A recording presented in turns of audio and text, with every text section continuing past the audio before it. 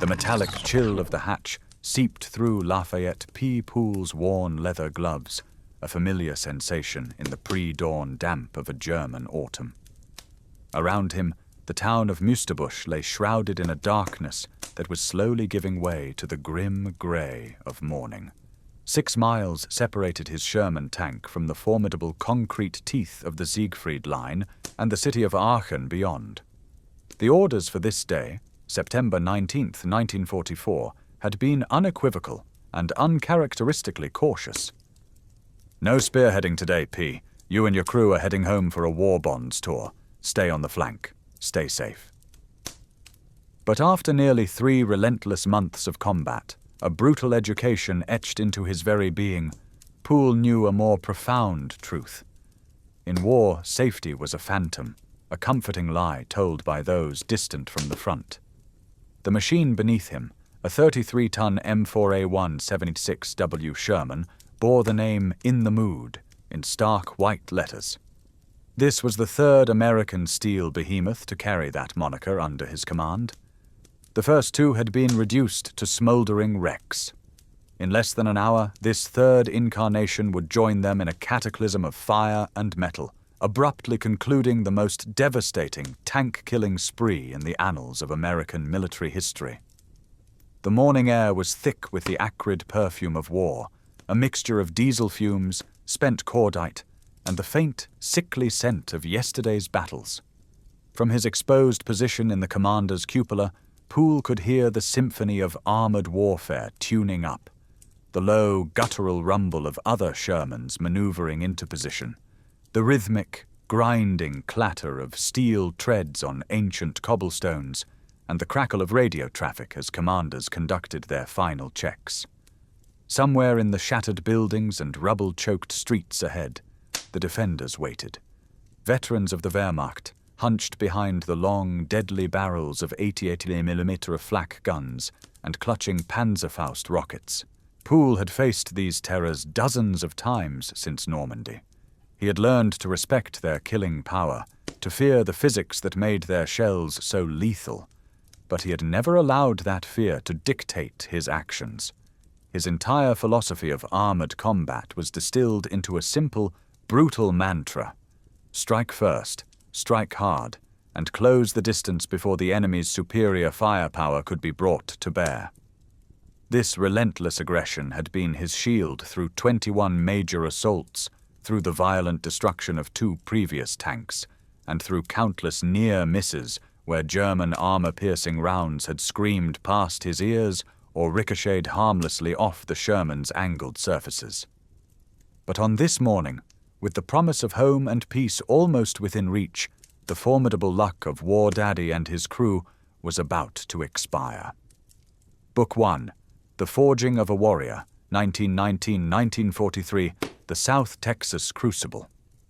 The story of America's deadliest tank commander began not in the hedgerows of Normandy, but in the sun-baked, hard-scrabble farmlands of South Texas.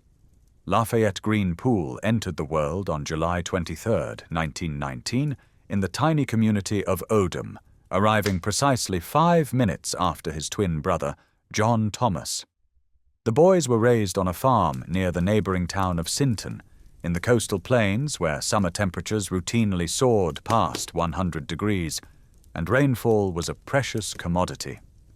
Life in the 1920s and 1930s was defined by relentless physical labor, working cattle, mending fences, and repairing machinery with whatever scraps could be salvaged. It was a world without electricity or running water for many, where entertainment was found in scratchy radio broadcasts and Sunday gatherings at the local church. Their parents, John McKinley Pool and Marion Lee Ruth Pool, instilled in their children, Lafayette, John Thomas, and their sister Tenny May, the core values of discipline, hard work, and service. The twins, though close, possessed different temperaments. John Thomas would find his calling on the high seas, serving in the Navy throughout the war in the Pacific. Young Lafayette, who went by Leaf among family, exhibited a fierce competitive drive and exceptional athletic prowess from an early age.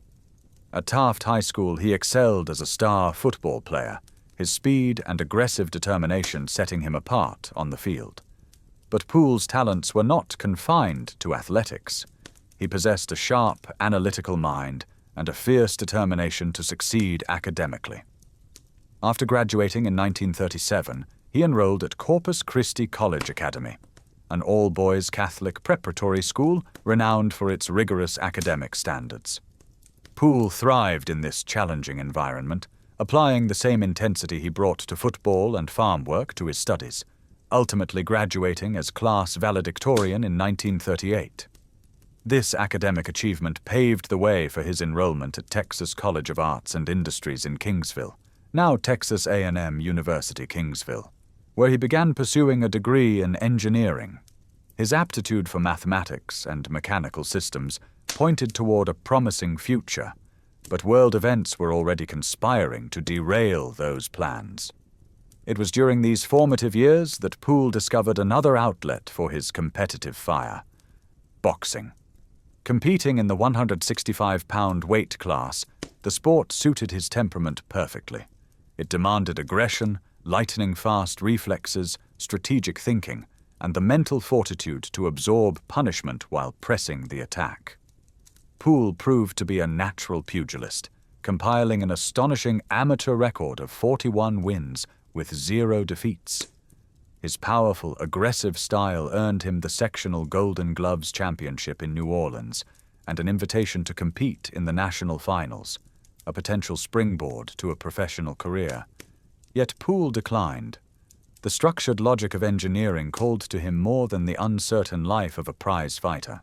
However, the discipline, aggression, and competitive spirit honed in the ring would soon be channeled into a far deadlier arena: the call to arms. By 1941, the world was convulsing in war. Nazi Germany had subjugated most of Europe, the British Empire stood alone against the Axis tide, and Imperial Japan was expanding its brutal empire across Asia.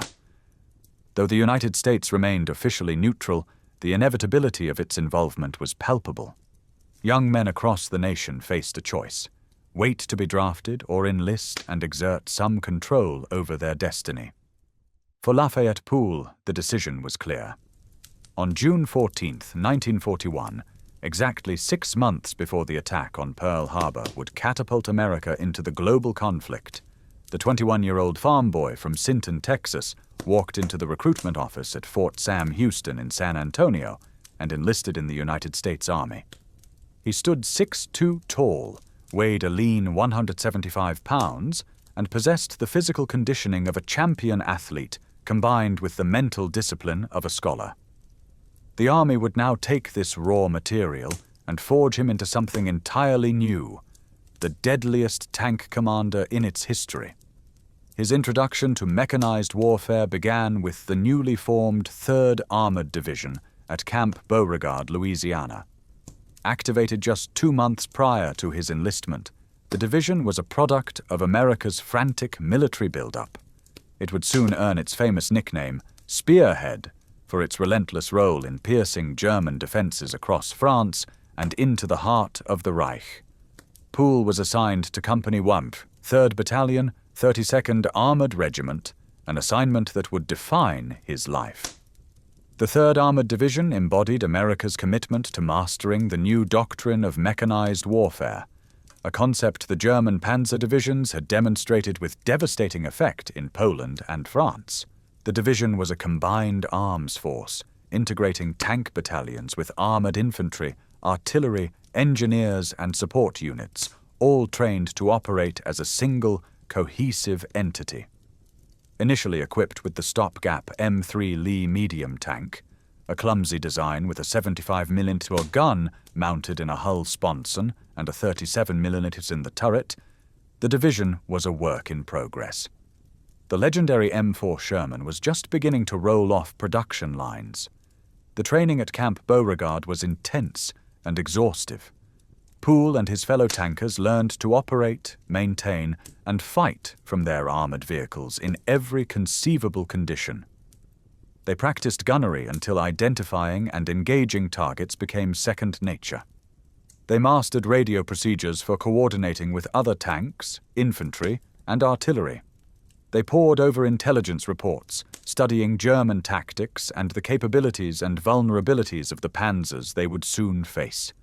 Endless field exercises across the Louisiana swamps and forests, terrain that eerily mimicked the European countryside, simulated the attacks, defenses, and pursuit operations that would define their war. Pool's natural aggression, tactical intuition, and fierce competitive spirit immediately marked him as exceptional. Officers noted his intensity during maneuvers and his refusal to accept second best in anything.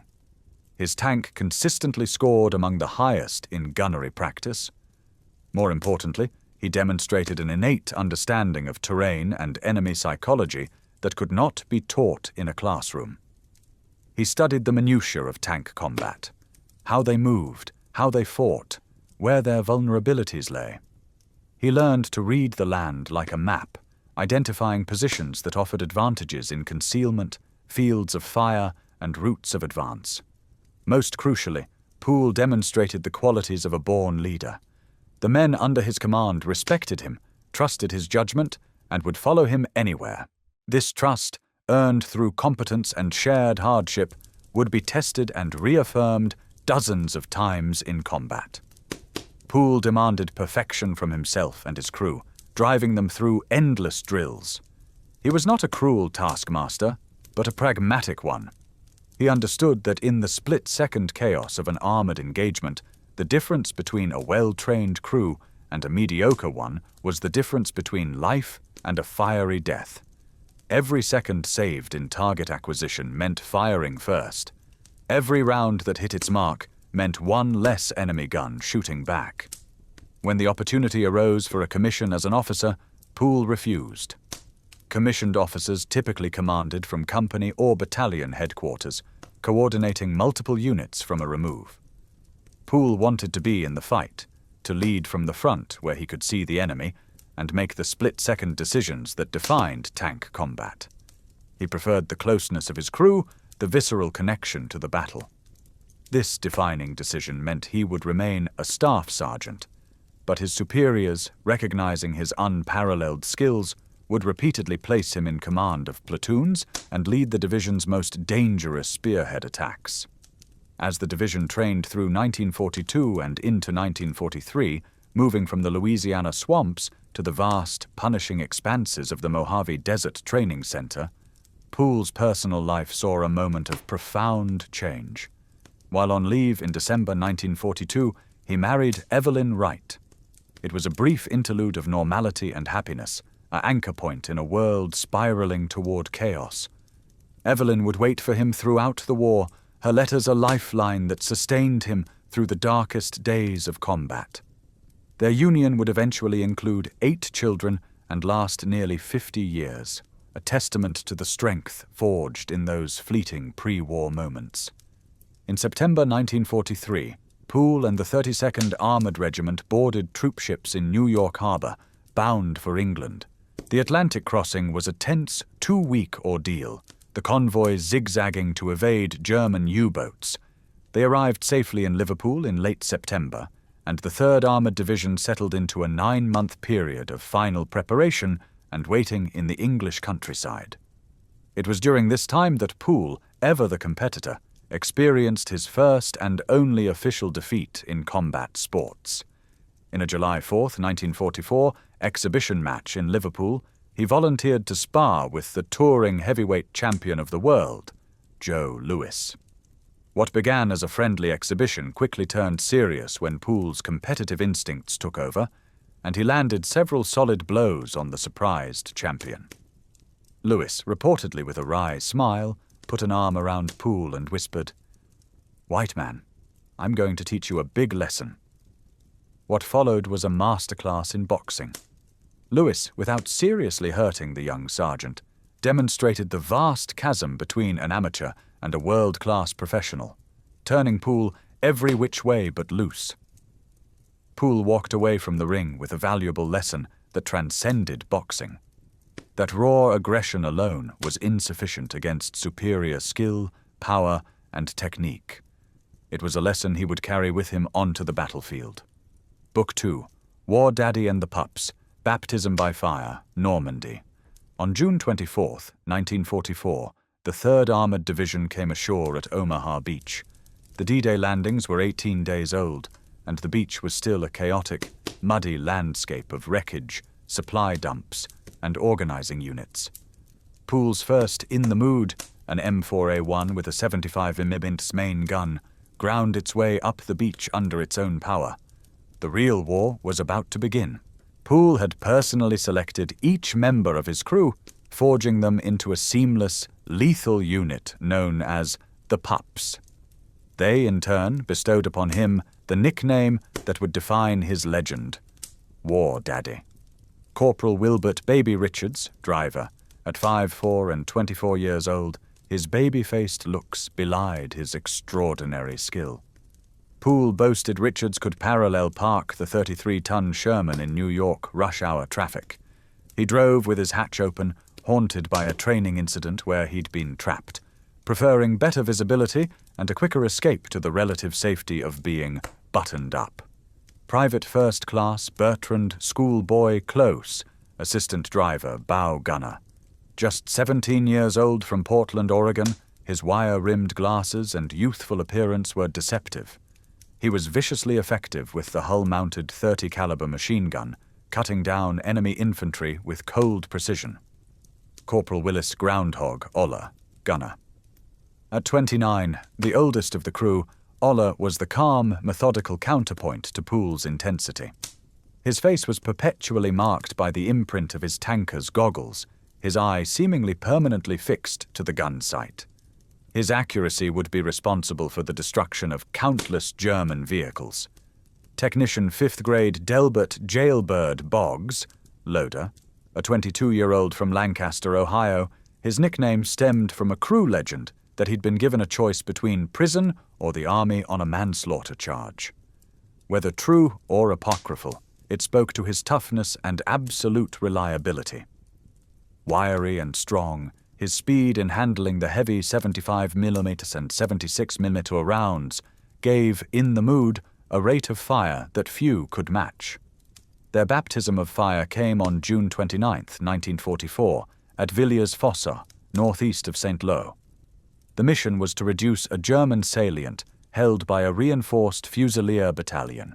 The terrain was the nightmarish bocage of Normandy, a labyrinth of ancient, dense hedgerows that turned every field into a fortified killing zone. American ingenuity had produced the Rhino tank, a Sherman fitted with steel tusks cut from German beach obstacles, allowing it to punch through the hedgerows instead of climbing over them and exposing its vulnerable underside.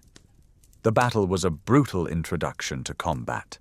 The crack of German anti-tank guns and the roar of American tank fire filled the air. Poole's crew destroyed 3 German vehicles and killed over 70 enemy soldiers on that first day. But in the village of Le Désert, their luck ran out. A German soldier with a Panzerfaust emerged from a doorway and fired from less than 50 yards away. The shaped charge warhead slammed into the Sherman's side armor, piercing the steel and filling the interior with smoke and shrapnel. Poole's order, "Bail out," was executed with drilled precision. All 5 crew members escaped unscathed just seconds before the tank was fully engulfed in flames. The first In the Mood had lasted just 5 days in combat. The hunter becomes the hunted within days. Poole and his Pups were assigned a replacement tank, one of the first M4A1 76W Shermans in the regiment. The W stood for wet stowage, ammunition racks surrounded by a water glycol mixture that dramatically reduced the risk of catastrophic fire. The new 76mm main gun was a significant upgrade, offering much greater armor penetration than the 75mm. It was a testament to Poole's performance that he received this prized new weapon. Immediately, In the Mood was painted on the hull. The second incarnation was ready. Over the next 6 weeks, Poole and his crew authored one of the most remarkable chapters in the history of armored warfare. The hedgerow fighting was a brutal, yard-by-yard slog. Poole's tactical philosophy, shoot first, shoot to kill, always go forward, never retreat, was perfected here. He understood that German Panthers and Tigers could destroy a Sherman with impunity at long range. His solution was to close the distance aggressively, using the Sherman's superior maneuverability and his crew's exceptional rate of fire to overwhelm the enemy before their technical advantages could be brought to bear. Poole, who was claustrophobic, always fought with his head and shoulders exposed outside the turret. This provided him with unparalleled situational awareness, allowing him to spot threats and identify targets far quicker than buttoned-up commanders. It was an immense risk, but one he calculated was worth the reward. He developed a sixth sense for the battlefield, anticipating enemy positions by reading the subtleties of the terrain. One evening near Colombières, advancing in near-total darkness, In the Mood literally rounded a corner and found itself face-to-face with a German Panther at a range of 30 yards. The Panther was a monster, its gun capable of obliterating the Sherman, its frontal armor nearly impervious to the 76mm gun. In a heart-stopping moment, the Panther fired twice in rapid succession. Both rounds missed, one screaming over the turret, the other ricocheting off the ground. Oller's reply was a single, perfectly aimed shot that penetrated the Panther's vulnerable turret ring. The German tank erupted in flames. The engagement, from contact to kill, lasted less than 10 seconds. It was a stunning victory of crew training and aggression over raw technical power. During the Operation Cobra breakout in late July, the war of movement began. Poole's tank was constantly at the spearhead, the most dangerous position. His reputation grew with every engagement. Near Tessy-sur-Vire, acting as a platoon leader, he destroyed 6 German half-tracks and armored cars in a single engagement, then raced back to his column to engage and destroy a Panther that was picking off other American tanks. His aggressive leadership inspired the entire division. The second, In the Mood, met its end on August 17th, not from German fire, but from an American P-38 Lightning fighter bomber. In a tragic case of mistaken identity, the P-38s strafed and rocketed Poole's column. A salvo of rockets struck the Sherman, setting it ablaze. For the second time, the crew bailed out successfully, watching in frustration as their tank, which had survived so much German punishment, was destroyed by friendly fire. The third and final ride undaunted, Poole and his crew received their third Sherman, another M4A1 76W. Once again, In the Mood was painted on the hull. The legend continued. By early September, as the 3rd Armored Division raced across France and Belgium toward the German border, Poole's combat record was becoming the stuff of myth. His official tally would eventually reach 258 enemy armored vehicles destroyed, over 1,000 enemy soldiers killed or wounded, and some 250 prisoners captured. He had led 21 major attacks. Division headquarters, recognizing both his incredible value and the statistical improbability of his continued survival, made a decision. Poole and his crew were to be withdrawn from the front and sent home to the United States for a war bonds tour. They had earned their respite. The orders were cut. They were to complete one final, relatively safe mission on the flank, and then their war would be over. Book 3, The End of the Mood. September 19th, 1944, Münsterbusch, Germany. The orders were clear. Stay on the flank. Stay safe. But Poole knew better. The attack toward Aachen was meeting fierce resistance. For this final mission, there was a change in the crew. The steady Willis Oller had been rotated back to the States. His replacement was Private First Class Paul Kenneth King, a 20-year-old from Tennessee, a capable gunner but new to the unique rhythm of Poole's crew. As In the Mood provided supporting fire from a street intersection in Münsterbusch, a German Panther, perfectly positioned and waiting, found its mark. 2 armor-piercing rounds from the Panther's high-velocity 75mm gun slammed into the Sherman in rapid succession. The first round penetrated the turret, the second tore into the hull. The explosions inside the confined space were catastrophic. PFC Paul Kenneth King was killed instantly. Shrapnel tore through Poole's right leg, mangling it beyond repair. Through shock and pain, he gave the order to abandon the tank. Richards, Close, and Boggs scrambled out. Poole, trapped by his shattered leg, was dragged free by his crew just as the Sherman, catastrophically wounded, tipped forward into a shell crater. They pulled their commander to relative safety as the tank's ammunition began to cook off. War Daddy's war was over. Epilogue. The legacy of War Daddy Lafayette Poole was evacuated to the United States. His right leg was amputated 8 inches above the knee. The final statistics of his 83-day combat career remain unmatched in American military history. He was awarded the Distinguished Service Cross, the Silver Star, the Legion of Merit, and the Purple Heart, among others. He was twice nominated for the Medal of Honor, but the paperwork was reportedly lost once, and the second nomination was rejected on the grounds that tank combat was a crew-served action, a decision many of his comrades considered a grave injustice. In a profound and tragic echo of his own service, Poole's son, Captain Jerry Lynn Poole Sr., was killed in action in Cambodia on March 24, 1970, while serving with MAC v. SOG. His remains were not recovered and identified until 2001, and he was laid to rest at Arlington National Cemetery. Despite his disability, Poole loved the Army. He re-enlisted in 1948 and served for another 12 years, training a new generation of tankers before retiring as a Chief Warrant Officer II on September 19, 1960, exactly 16 years after his final battle. He died in Killeen, Texas, on May 30, 1991. His legacy endures. In 1993, Fort Knox dedicated its tank driver training simulator hall in his honor. The character War Daddy in the 2014 film Fury was explicitly based on Lafayette Poole, bringing his story to a global audience. More importantly, his tactical philosophy, that aggression, superior crew training, and relentless forward momentum could overcome technical disadvantages, became embedded in American armored doctrine.